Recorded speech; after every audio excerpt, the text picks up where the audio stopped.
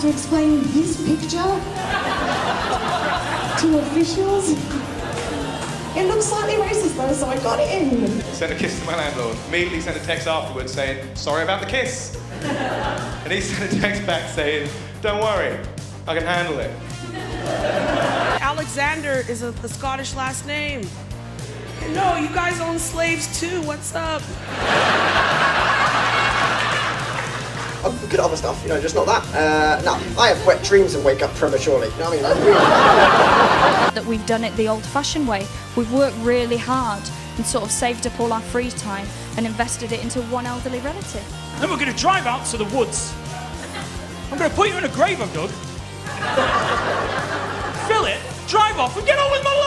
Yes, you might be able to model, sing and dance, but can you endure a 10-hour Star Trek marathon, smoke 5 joints and still get up to microwave yesterday's kebab? I think not, so get a napkin, bitch, because you've just been served.